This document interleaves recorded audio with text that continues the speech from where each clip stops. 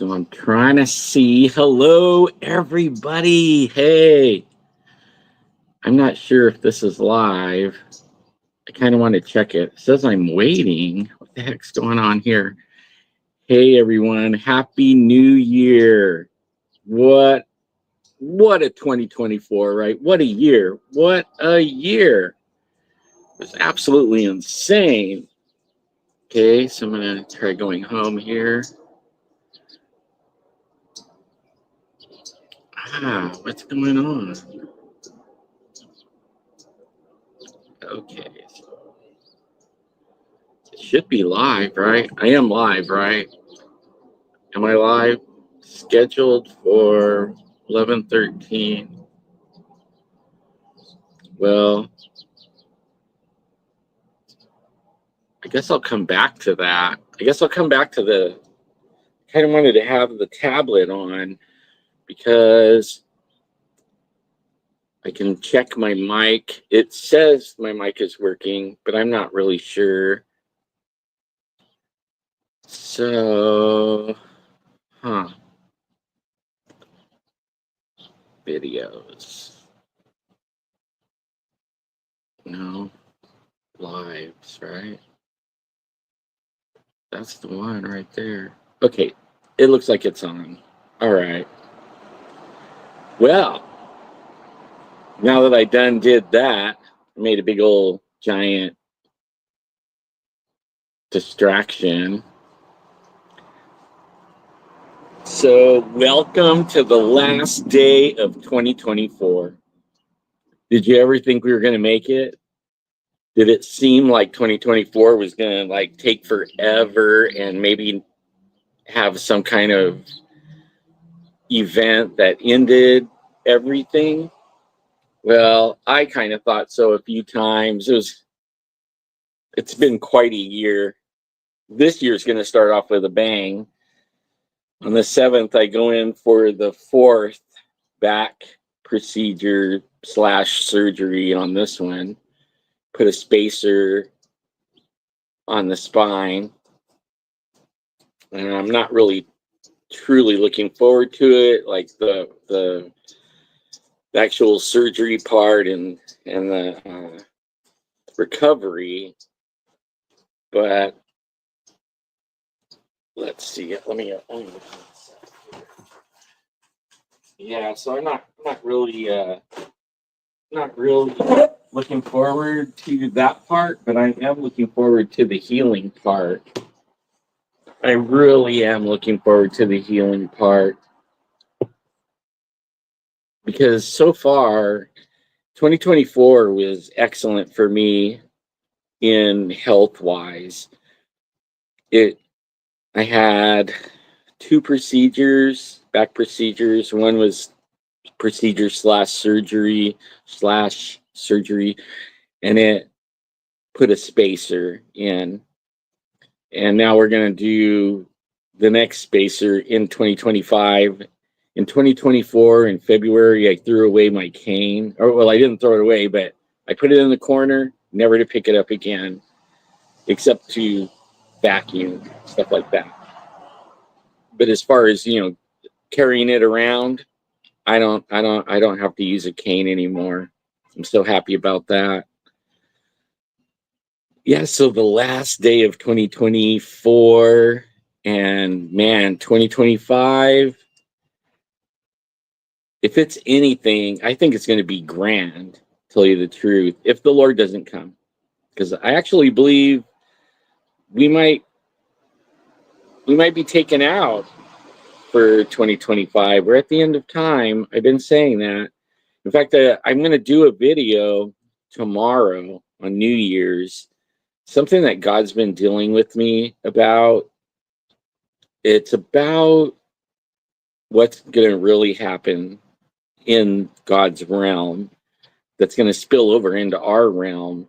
And I've actually been waiting for this event or this time for 40 plus years, since 1986.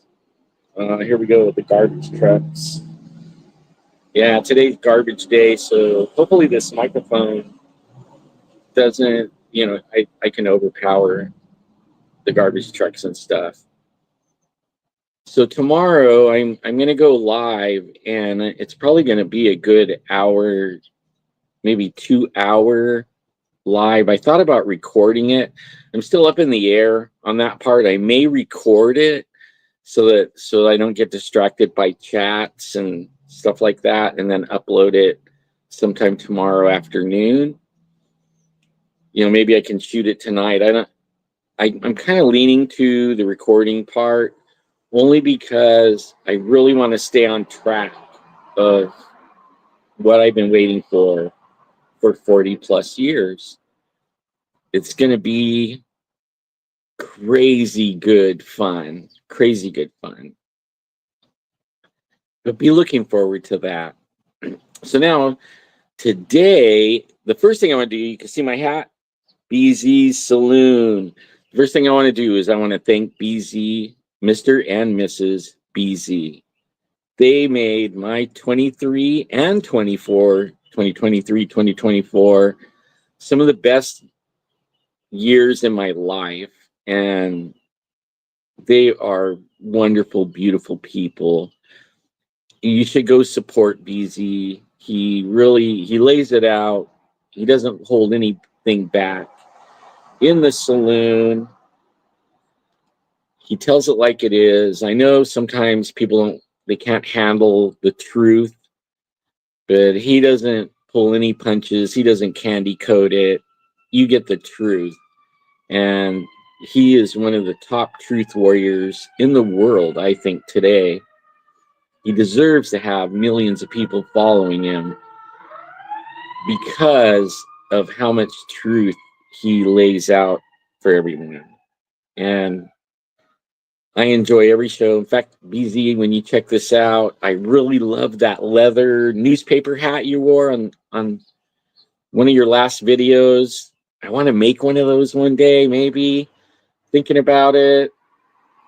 But I know you're not in any shortage of hats, but I like challenges on leather, so be looking forward to that. Because like if it wasn't for BZ, I wouldn't have this really cool mic or this really cool tablet that I earned it, but still I wouldn't have bought myself that. And I thank him so much. So a lot of stuff I didn't even earn. They're so generous and blessed by God, and sharing that it's so wonderful.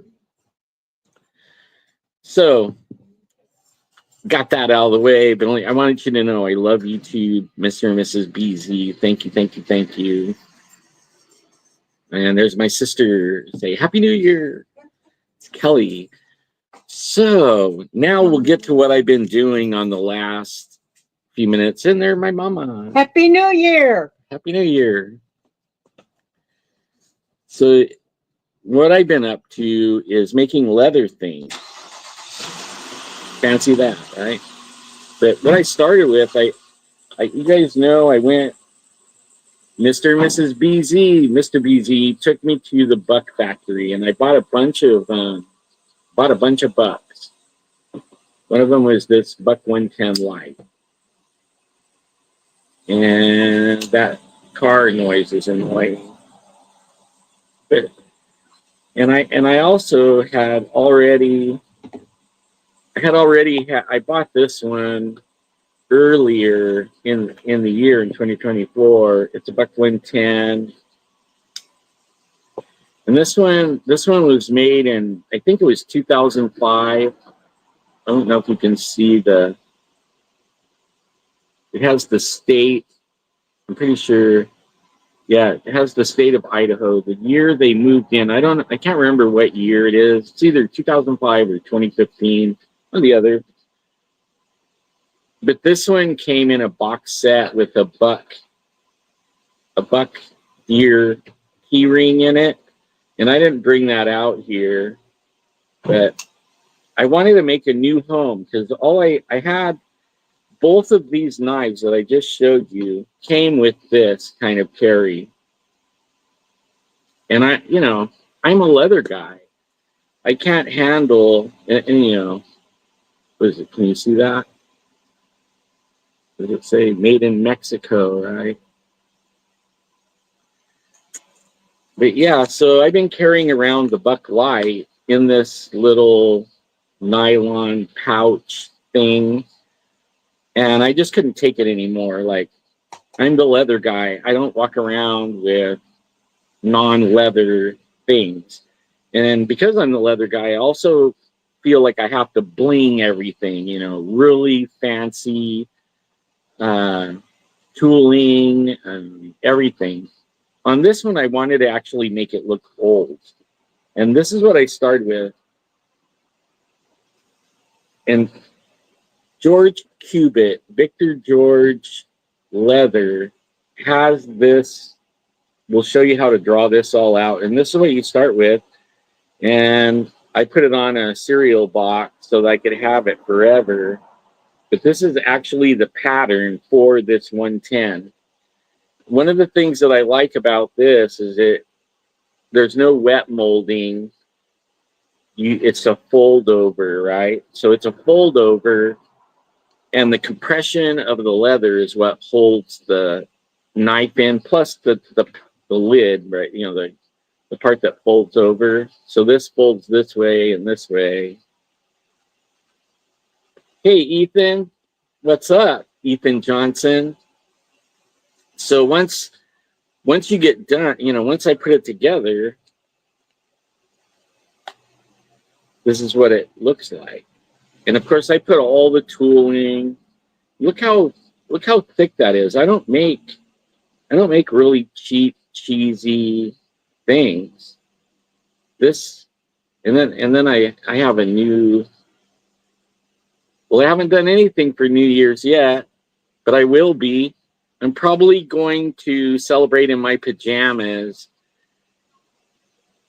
watching a movie with Grandma. That's probably what I'm going to be doing. What are you going to do for New Year's? That's my grandson, by the way. One of my many grandsons. Hi, Tom. How are you? So I put it together and I tooled the heck out of it, and then I wanted it to look old.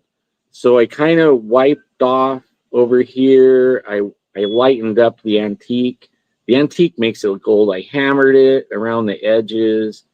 I didn't finish the edges. I can sand those real smooth, and I could make this thing shine like new money. I did the same thing right here.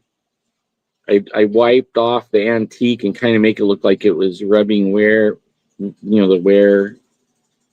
So it's trying to make it look old. This is the other thing about this design right here. See how that snap is set on a piece of leather? In things like this, okay, and even the leather. Hi, I am. What's up? Thank you. Okay, see, even the leather buck sheath. Yeah, my hair is like, I messed my hair up putting my hat on. Oh well.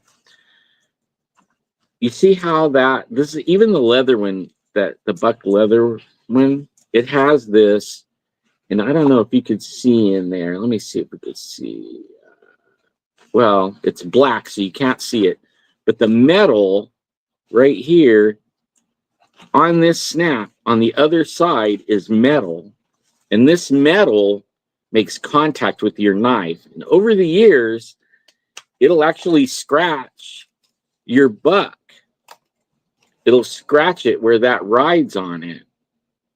It'll scratch. So this one, because I put the snap on a piece of leather and then sewed the piece of leather onto the top, there's no metal.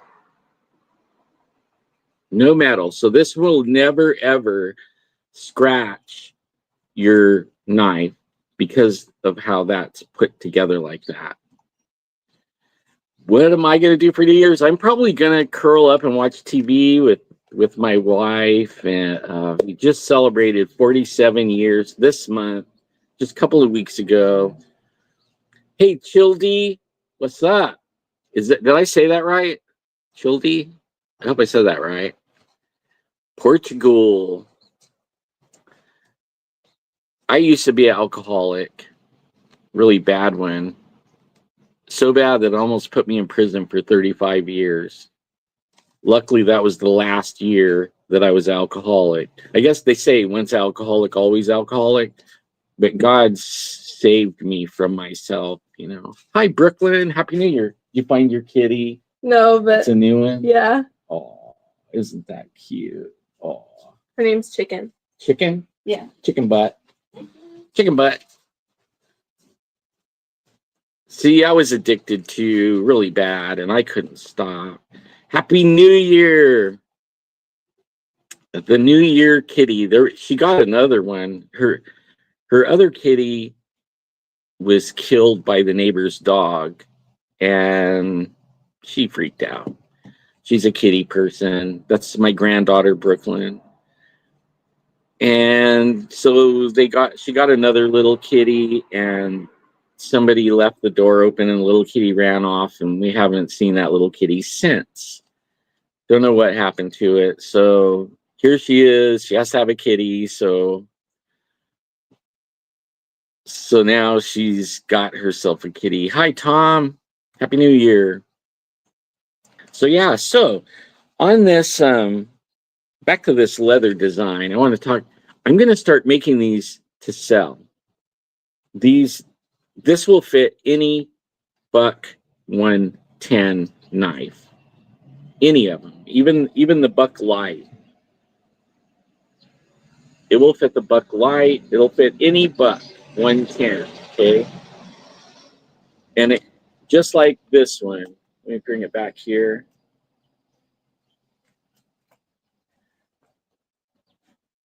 So I'm going to start making these. And one of the things that I'm going to do with this one is I'm going to take this snap off, and how I sewn that snap onto it. This will still be here, but right here, I'm going to put a circle or an oval and sew it to that with a buck deer with antlers, because it's a buck, right?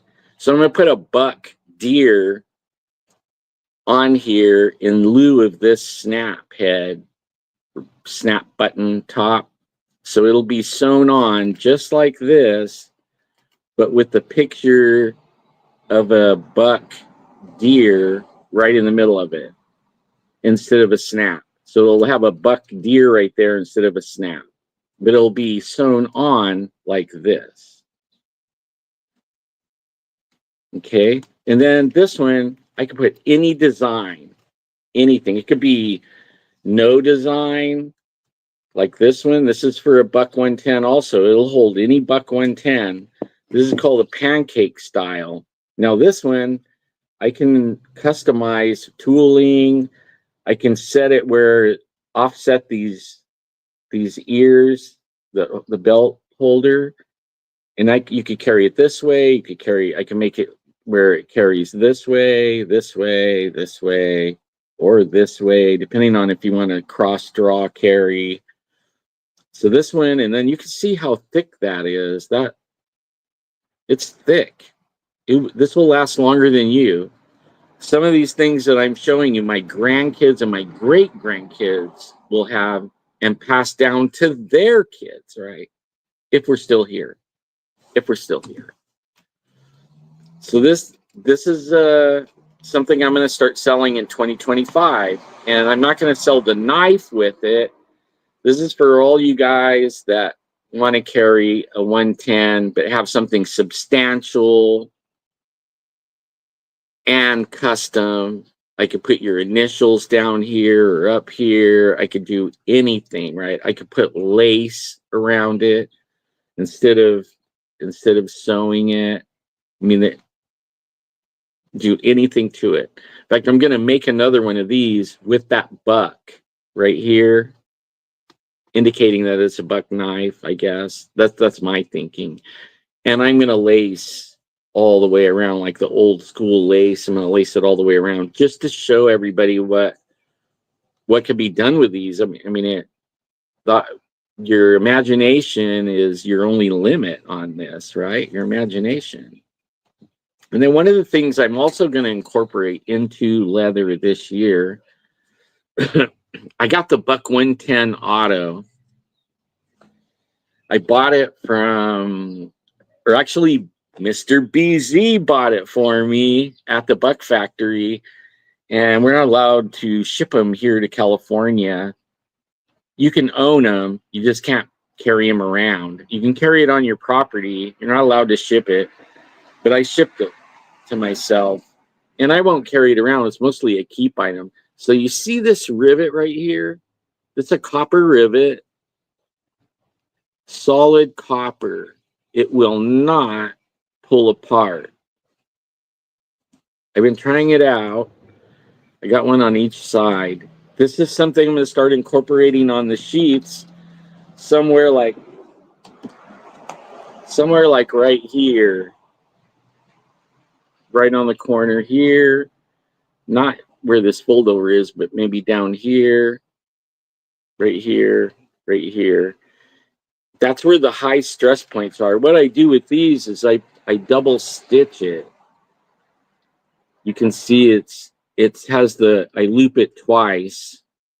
This is the high where it gets pulled on all the time. And the same thing right here. I double stitch it so it has two loops of thread where it would pull, right? Yeah, most states can carry them. Just only a couple of states you can't carry them. And I happen to be in one of those states where the pews have to be on a list, and you can only buy what's on the list, and there's hardly anything on the list. And the list, most of everything on the list is 20 years old. So none of the latest, greatest, anything can we carry here. I'm hoping in 2025 all this changes. I think it will. I think we're coming. If God doesn't take us out, we're getting ready to leave the planet, and then the 7-year tribulation, and then back to the planet to rule and reign with Christ for 1,000 years. That's what we're getting ready to do. I know a lot of people don't believe that, but we are. And I'll be sharing some more about that tomorrow. On tomorrow's video, I'm going to share an experience that happened to me in Africa. And it has a lot to do with what's going to happen in 2025. Sometime in 2025, I think early 2025. I think a lot of it already started this year, and we're going to see it really go in next year. A 2-inch or under auto knives, they are. In fact, I was looking at one of the 2-inch, what is it? It's like that big, and it was out the front auto, and it was pretty cheap, but only I just carry my around the yard and in the house. I just carry my 110s. I carry the auto around, but mostly it's that auto is a collector. It was pricey, but it's a really nice one. That's the one thing about Buck. They make pretty good stuff. You know what I mean? It's pretty good stuff. Hey, Bubba, what's up, man? Hey, I've been enjoying your videos. The Buck, what do you call it? Buckapalooza or Buckpalooza or whatever you say. I love Buck knives, man. And I've been enjoying those. I love watching you go through your your uncle's Buck collection and then come across your grandpa's. I can't wait for you to do a video on that one. But yeah, I inherited not a lot of stuff. Whatever I did inherit, I lost. When I lost everything because the doctor said, "Oops," put me in a wheelchair, retired me completely out of medically retired. But I bounced back, but I lost everything.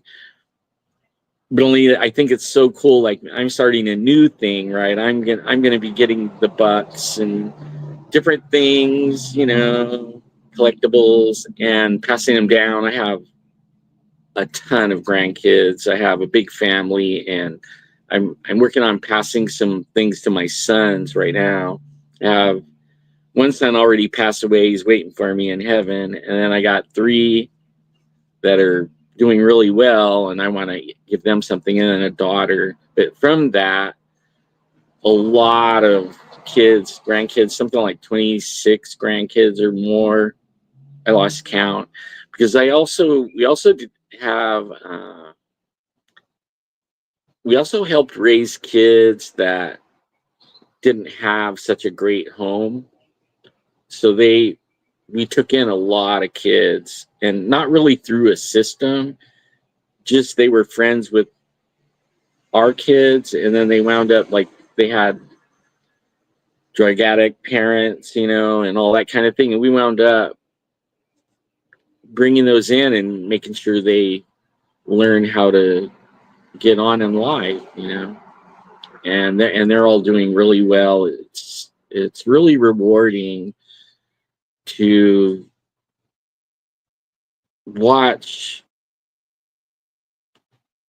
kids that probably were on their way to jail for the rest of their life and watch them become responsible parents and have a relationship with a wife and keep that relationship and raise these kids and work and have good ethics. And it's really wonderful to know that it doesn't take much. It really is a sacrifice of your time, but it's so well worth it. That's the kind of thing you get rewarded in heaven. I'm not blowing my own horn, just saying the things that you do out of your heart here is your reward there. Just remember that.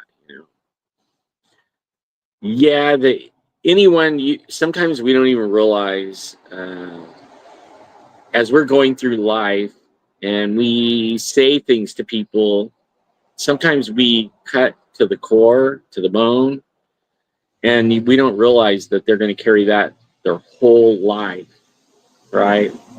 Then if you're mindful of it, of this ripple effect that you cause with this little stupid little thing right there, that you can flippantly say anything and hurt people to the core, or you can bless people with your tongue, with your words, and you can build up and you can lead by example, not so much telling people what to do, but always being kind and generous and leading by example. Like I just said, I just celebrated 47 years with my high school sweetheart. We've actually been together 50 because we dated in high school for a couple of years. And then we had 1 year where we broke up because we thought we were so young, and she moved out of state. We didn't plan on getting back because we were young, under 17, under around 15, right? And so we broke up because we hadn't even experienced other people. But we did a year of that, and then we found out and we realized, hey, we're a thing, like that's my soulmate. And I'm kind of glad we found each other in high school. No intentions, like I knew her for a year even before that, but she was my sister's best friend. And we made jokes back then about us getting together. No way, right? No way. That'll never happen. Dare to say it'll never happen, right? Dare to say that. Happy New Year, channel. How's it going? So my 2025, I'm going to start selling buck sheaths. And I also have a 119 that I'm going to be making custom sheaths for, a 102 and a 103 Skinner. And I'll be adding the 120 and the 10. I think I want to do the 117, the Brahma first, and then start getting into the hunting knives, the skinning and gutting knives. I can't remember the 900. Bubba knows. He was showing a whole bunch of them. I can't remember the numbers, but I want to get 1 or 2 of those different sizes, like the big one and the smaller one, and then I'm going to start making sheaths for all these things and selling them in 2025 for wherever we are in 2025 and then on, right? Yeah, that's for sure, man. But they're nice. They're really nice. And I do pocket knives. I'm not really like into expensive, right? I don't have the means to buy $500 knives or $200 knives, you know. So I mostly budget $40 and under, you know. I like folders like my everyday folder right now that I'm carrying right now, besides the buck on my hip, is the 722 Spitfire. I have this one custom made in front of me at the custom pro shop at the buck thing. And I picked mirror finish because I don't see many pocket knives with a mirror finish. And then I picked carbon fiber because I don't have any of that, you know. And I really like it. I picked out the blue. I didn't know. I almost went with black, but I was hoping that it would kind of pop, you know, but it doesn't pop as much as what I thought it was going to pop. But that's my carry. And then now I am going to do some giveaways this year, and I'm not going to be giving away any big heavy, like big expensive knives. Mostly I buy these knives, they're like $40, but I get them on sale. They have these one-day sales, and every so often they'll have a pretty nice knife, you know, $40, $35 knife. Yeah? Are you leaving? Yeah. Bye. Happy New Year. Tell your dad Happy New Year. But I'll show you what I need.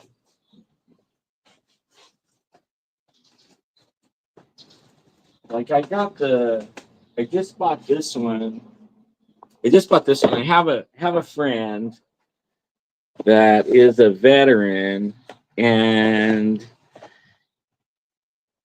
he's into more like, you know, bang bangs, right? He's not really into blades, but he's really a good guy, and I know he wouldn't even accept anything expensive for me, but I got this for $19.99 on sale. It was like 50% off, right?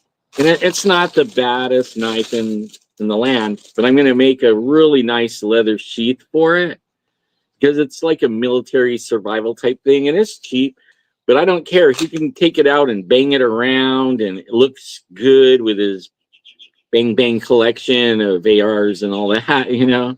I think it was supposed to be like a bayonet type. I'm not sure. That it's just 3CR steel, but hey, it's sharp. You can mess with it. But I'm gonna make a leather sheath for him, dye it black. But I'm going to be putting some personalization on the sheath for him, and I'm gonna surprise him with it. I mean, he surprised me over the years with all kinds of goodies, you know, something that I appreciate. And then this one is what I'm going to give away. This one I'm going to make a sheath here at the first of the year while I'm recuperating from the surgery. I'm going to make a sheath for this one. It's got a horn handle, brass inlays, or, you know, spacers, powdered turquoise resin. It's not an expensive knife. I think it's like $29 at this place, but it's pretty. It's pretty. And I'll make a really nice, beautiful sheath, and I'm going to give it away on the channel. And then this one, I'm also going to do the same thing with this one. I'm going to make a really nice sheath, even though it comes with a pretty nice sheath. And when I give these away, I'm going to send the original sheath with it. Okay. But this is like, I got this one. I think this is like $29 regular. I got it for like $12. Bone, real bone. You could actually see. And it's the same thing, brass spacers, turquoise,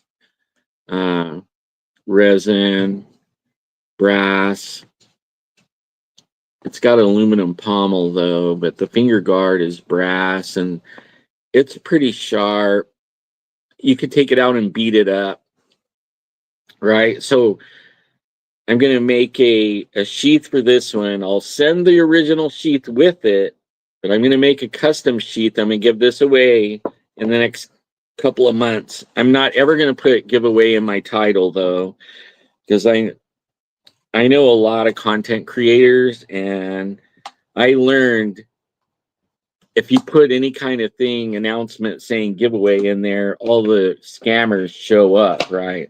So right off the gate, these two are going to be the first two that I make a sheath for while I'm recuperating from the back surgery. So this one, and I'll send this sheath along.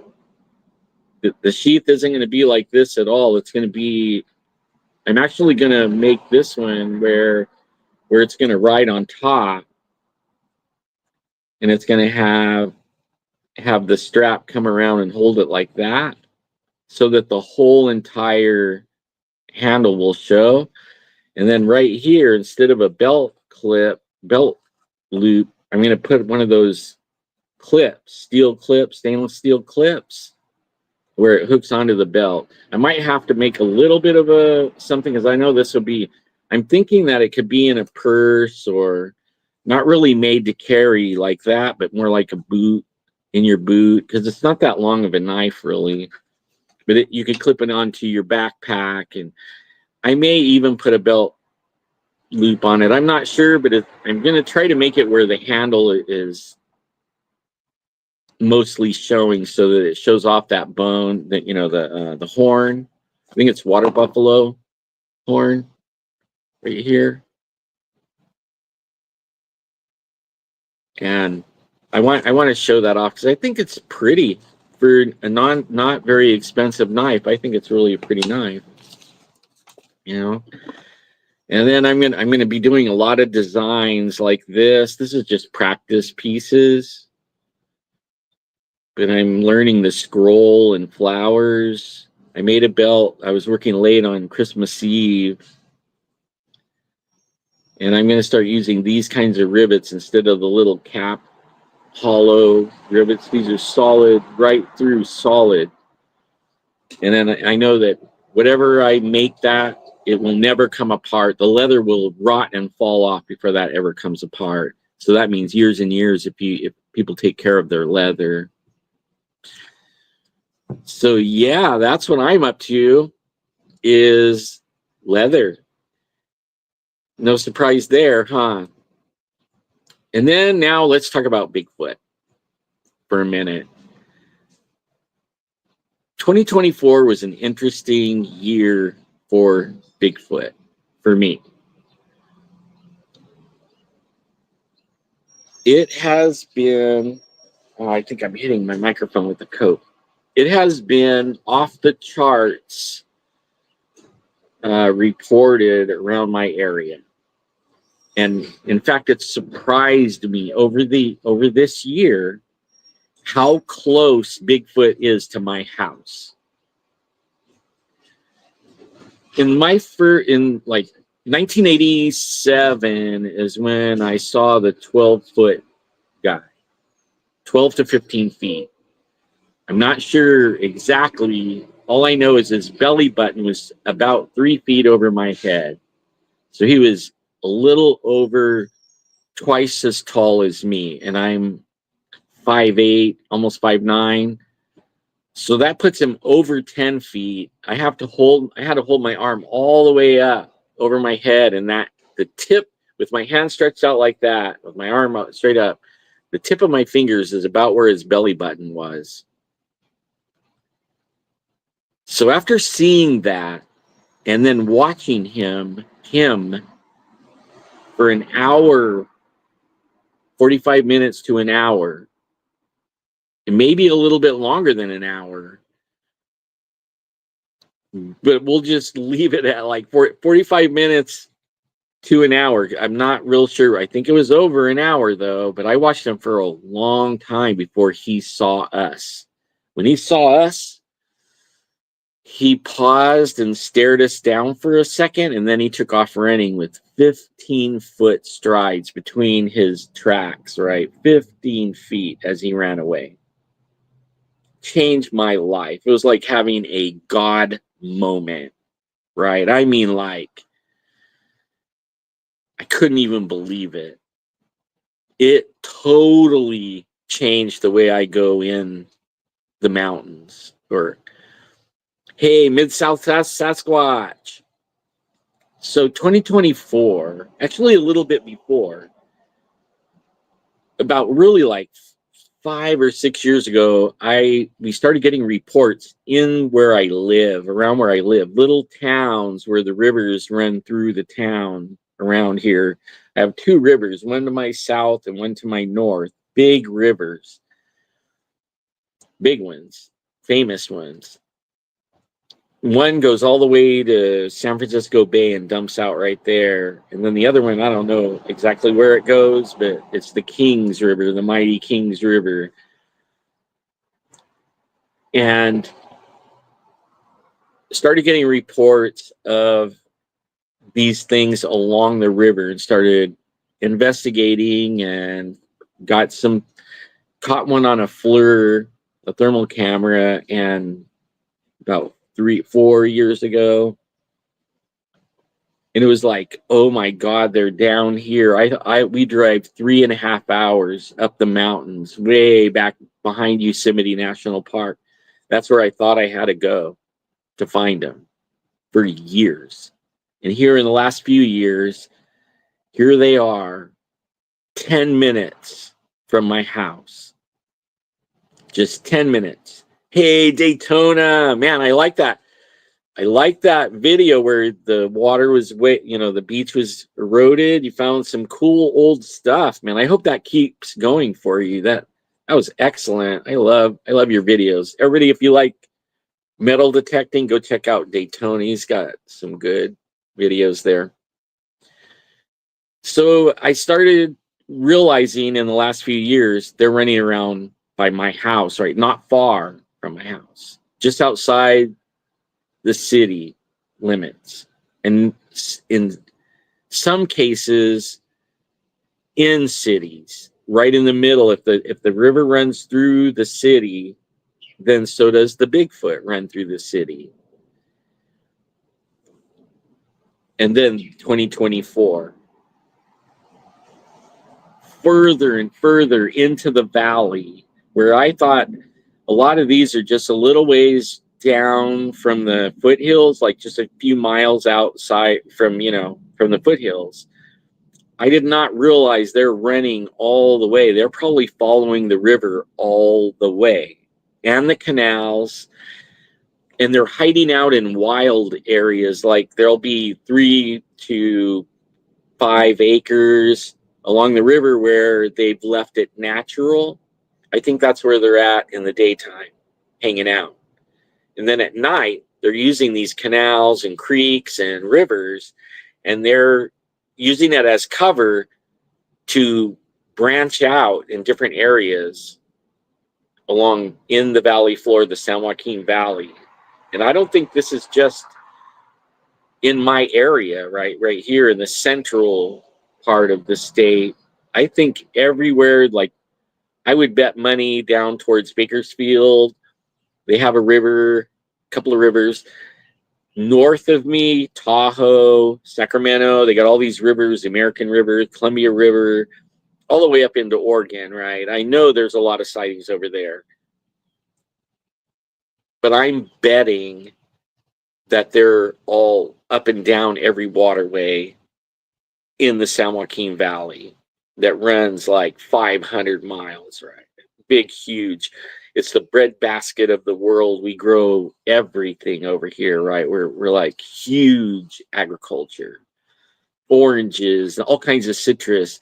And for the longest time I thought the Bigfoots liked citrus. Over the last few years, as we're finding out they're in the valley floor, I thought they liked citrus because a lot of the first sightings that we were getting when we started getting sightings down here was they were in oranges, lemons, tangerines, like, yeah, you know, I don't think Bigfoot killed them. I think they were rookie outdoorsmen. I don't think they were prepared and got themselves into a jam and it killed them. And then, but I don't know all the facts. It could be that something happened to them. They got too close, you know, because people might think Bigfoot's a nice thing, but he's not. He's not nice. He's only nice to fake you out. They'll tell you anything. They lie, completely lie. There, people have talked to that have conversations with them, and I believe you can mind speak, all that. There's like 3 different stories of where they came from, right? That these things have told people, and the people, they're like genuinely believing them because they're nice. They don't attack them. They're sharing, right?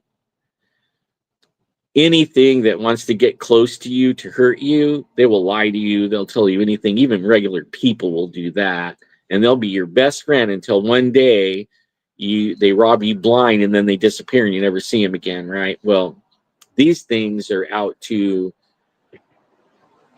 make you think they're real, and then you start questioning your religion. That's what they're for, right? That's what they're up to. Hey, Vicky, how are you? Good to see you. I hope you're having a happy new year.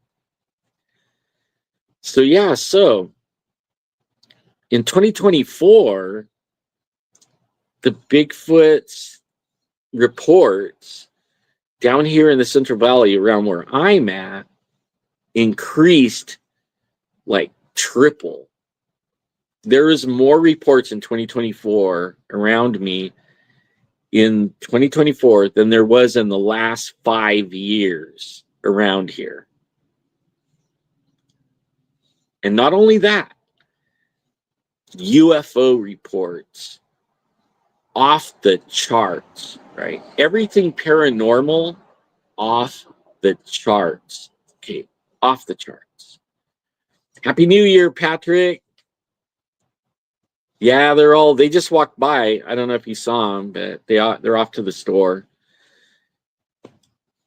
So because of the Bigfoot, the aliens, the UFOs, the pterodactyls, in the last 6 months, I've heard of 4 pterodactyl reports: Dogman, shadow beings, right? The Hat Man,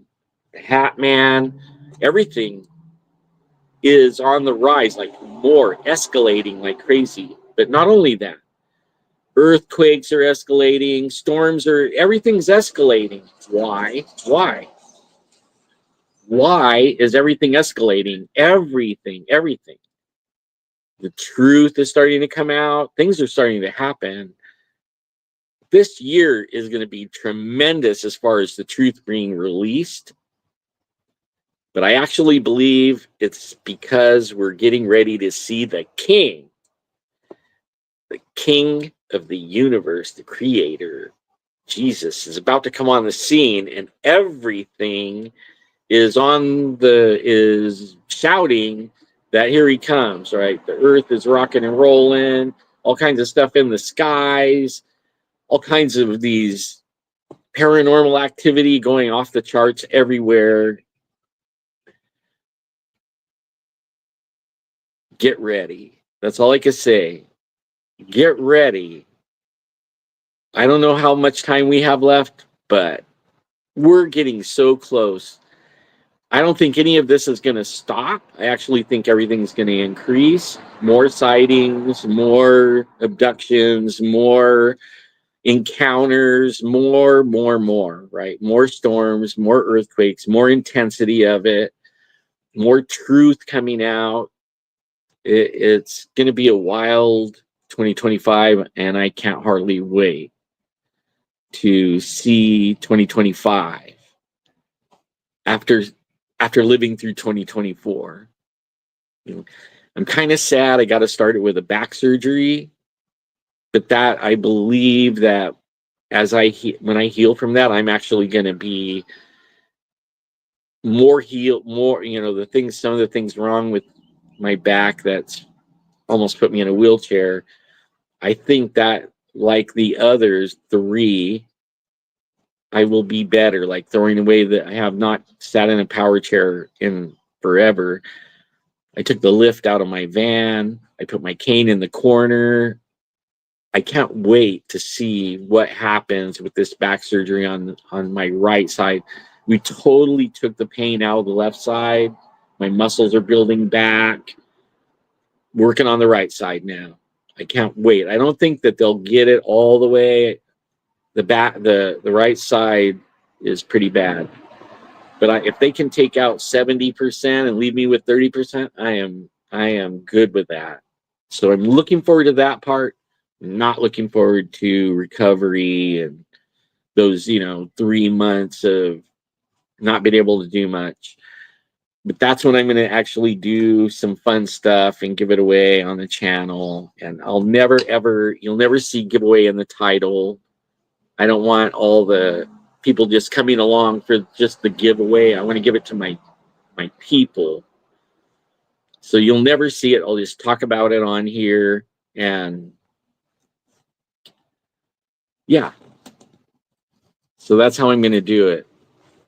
It's really good seeing you guys. I wanted to just jump on and share these things with you. I want to let you know tomorrow I'm going to talk about something that happened to me in Africa. A few things that happened to me in Africa. Unbelievable. And I don't share it very often because it's so unbelievable. And sometimes I can't control my emotions. It's emotional. In one of them, I face off a demon, in a demon-possessed person, and didn't know anything about how to do anything. God put me in boot camp in Africa in my very first year of finding him, right? I think I'd only believed in God for 6 months at that point. And he threw me smack dab into Africa in the deepest jungles and villages where people don't wear clothes and voodoo. Like, I'll give you a little snippet of one thing and I'll share more tomorrow, but just a little taste. We had been out in the bush, the jungle and the bush for a week, and no showers. The native people, the tribes this is unbelievable. Okay. We got in this, it was probably 2 days before we were going to come back to civilization. And I had been eating the dust in the floorboard of the van that we were traveling in. It was rusted holes, right? They don't have really, the only people that have nice stuff in Africa is the government leaders, right? The ones that took probably 80% of the money that you good people send over there to help the people that were actually seeing where that money went, right? Find out only about 15% actually makes it to the people. The rest is all tariffed and taken by everyone else. We're in this little village and I am so dust covered that it's red dirt, and my hair is red tinted. My shirt is white, but it's red tinted. I have a layer of dust and sweat. It's like 101 or 2 degrees every day, 80% humidity. I mean, absolutely miserable. We went into this little village, and you don't speak the language. I think in this one it was Twi. I think that was the name of the language, Twi. It was in the Afram Plains. So you go through the jungle and then you come out on this high plains area, and they call it the Ephraim Plains. And we crossed the Volta, Lake Volta, like one of the largest lakes in the world. In the back, they have a ferry boat that takes you across, takes like 20 minutes to go across. But we get over there and absolutely miserable, looking forward to coming back to Accra, the main city. And in the hotel, they actually have running water and hot water and electricity and all the things that we haven't had now for a week. And this lady comes, I was sitting there, and they were preparing dinner. They were preparing dinner from the chickens that the village that we had been in the day before, they gave us gifts of chicken. Well, now there's no freezers or refrigeration or anything over there. So they grab these chickens up and wrap their legs and then fold it over and fold their wings over and wrap that up, and then grab their head and fold that over and wrap that up and then toss it in the floor of the van. So these chickens are rolling around, right? 3 of them in the van, alive, all the way from, like 300 miles or something like that on these dirt roads way in the back of nowhere.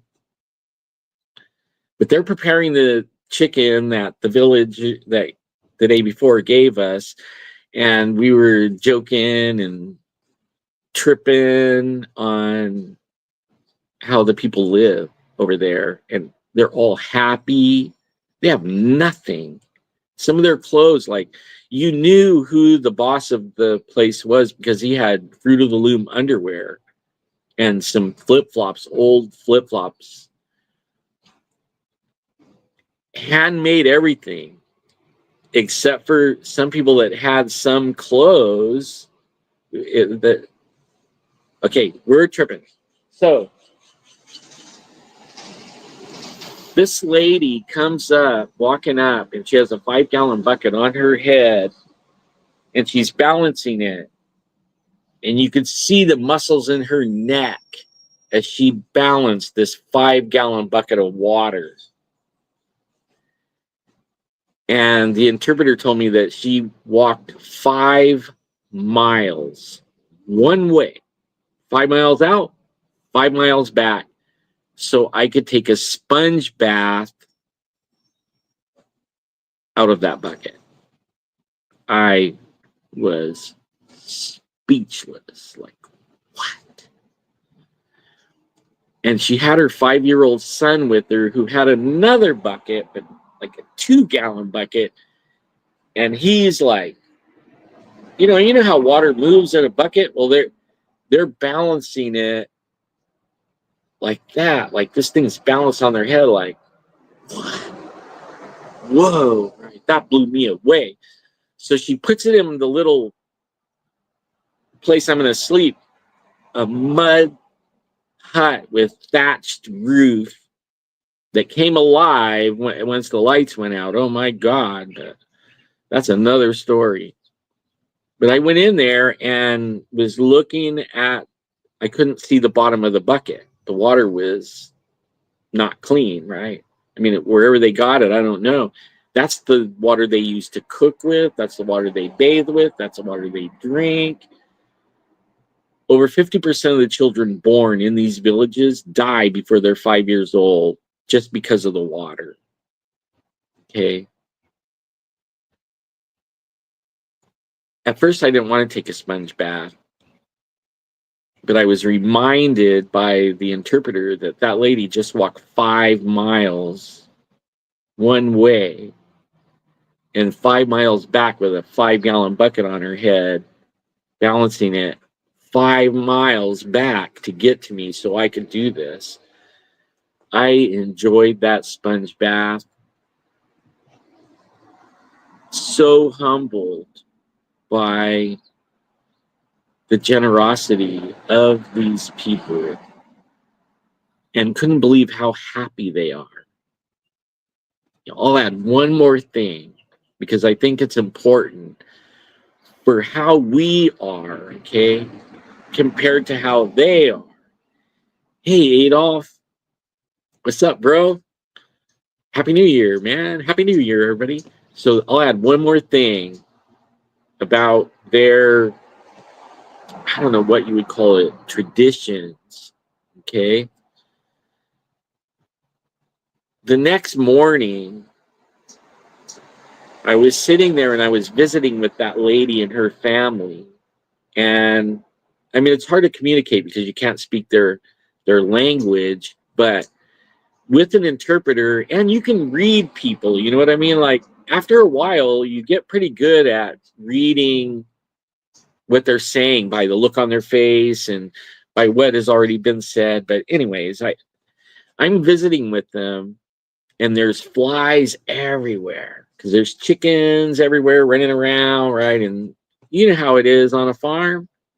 There's flies and it's hot and sweaty and these flies are buzzing around and I'm shooing them, right? They're getting on my face and I'm shooing them and they don't care if I shoo it off of my face. But this lady's holding the baby, nursing this baby, and the fly lands on the baby, crawls partly in its mouth, comes out, goes in its eye. And I'm like, oh, get away from there. And they got mad at me. They told me, don't do that. You know, and they're all giving me stern looks because I shooed the fly away. It's a sign of weakness. What? It's a sign of weakness to shoo the fly away. I'm telling you, that blew me away. I still shooed. I was weak, dude. I was weak. I shooed the flies off of me, but I had to resist shooing it away off of that baby. They would not do it. They let that flies run in and out of its mouth, its ears, and its eyes, up its nose. It was like, whoa. No wonder they died before they're 5. Because they have no toilets. They have no plumbing. So a lot of times, if the wind is right, as you're approaching a larger city or big village, you could smell it for a few miles before you even get there. And most of it was human waste smell, if you get my drift. In some of the cities, you could barely breathe the whole time you're there. And like we're in this one city with 1 million people, you could smell that thing 50 miles before you got to it. It was unbelievable. And what really makes me mad about the whole thing is this all could have been avoided. They should have everything we have. But our country and the Dutch and the British and the Spanish, the Spaniards and everybody, the governments, the business people, like one of the countries, Ghana, that one was known for its gold and chocolate and diamonds. And all the countries around there, the Ivory Coast, Nigeria, they have huge wealth, resources. And there's these huge companies that we all know, that we know are in there and paying them nothing, absolutely hardly nothing, to mine or grow these resources. But they never put anything back. They take and they take and they take, and they let the people be poor. They don't put any kind of infrastructure. They could have wells at every one of those little villages. And maybe somebody's doing that. But these people are intentionally put in poverty by these companies that we all know, chocolate, gold. Think about it, you know, that always sticks with me because we could change this. They don't have to live like that. Thank you, C. Duke. Happy New Year. Thank you. I need prayers for the recovery for sure. I'll be fine. God has me, but prayers don't hurt. They actually work. So that's a little snippet of some of what I'm going to talk about tomorrow about Africa. This is just a little taste right here. Okay? Just a little taste. But tomorrow, I'm going to talk about what God did and what happened when God moves on you and you don't know what's going on, and how he taught me some things that actually took a lifetime to understand so far. And I'm still learning from that experience. But it was life-changing experience. And it was all God, all of it. Amazing what he does in these other countries and how he works. We're going to start seeing that here in 2025. It's not going to be your big giant preachers, because over there I was traveling with a church, a very big, everybody knows the name church, right? Sending hundreds of thousands of dollars over to Africa to try to help where we were going, the people where we were seeing and staying with, and then finding out that only 15% of the money everybody spent actually went to these people and their condition and what their living conditions. They were getting robbed way before it even got to them. To me, it was disheartening. But I was with 7 other men that were preachers. They're dedicated. That's their life. That's what they do. God didn't use any of those guys, much to my dismay. He picked me. And boy, those guys got mad and they were after me because they couldn't control it. Neither could I, though. It was God, not me. But I think he should have used them. I think they needed to learn something. Maybe what happened taught them something. I have no idea. But it taught me something. And one of the things that we're going to see coming in 2025 is people that we wouldn't think are going to do would be doing anything for God, especially miraculous. We're more looking towards those lifetime preachers that we see, right? We're thinking they're all tuned in with God. Well, guess what? They're not.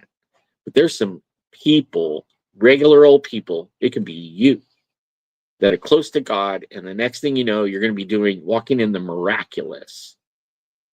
Get ready. The whole world is going to change because God's about to do some miraculous things. And tomorrow, I'm going to talk about what happened in Africa that was miraculous and how God works and moves, and told me over the years that that was for a reason. It was for a season that I've been waiting for 40 plus years. And here we are. Here we are. And he finally released me to talk about it. I will feel weird talking about it. I get emotional talking about it. It was amazing. And I can't wait to share it. But I want everybody to know tomorrow, New Year's Eve, I'm starting it right on New Year's Day. I'm going to start releasing what God has taught me in the last 40 years, starting with the first thing he did with me in Africa. And that's just the beginning of what we're going to see in 2025 that I've been waiting for. I've been waiting and waiting and waiting for this. I knew it was going to happen in my lifetime. I didn't know that I would be 40 years. Like, what is that? 40 years in the desert?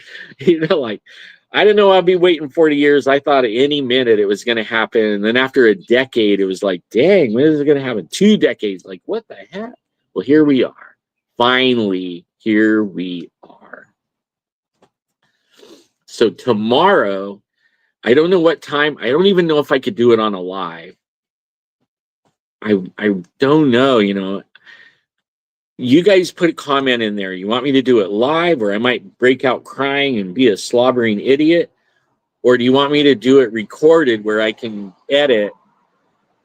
Because when the Holy Spirit falls, maybe you guys need to see that and feel that. I don't know. When the Holy Spirit hits, I almost can't talk. And every time I talk about this, the Holy Spirit just freaking lands on me so hard. I won't be crying from emotion. You just can't handle how much the Spirit will land on you. When the Holy Spirit gets so strong that you can't even talk, it's amazing. But we're getting ready to see that. That's some things we're going to see in 2025. I can't wait. I can't wait. Well, anyways, guys, y'all have a great New Year's Eve. Tell everybody you love that you love them. Hug everybody. Look forward to seeing you tomorrow. And I hope you all have like the best New Year's Eve ever and the best 2025. Blessed abundantly in Jesus' name. All right, guys. We'll see ya.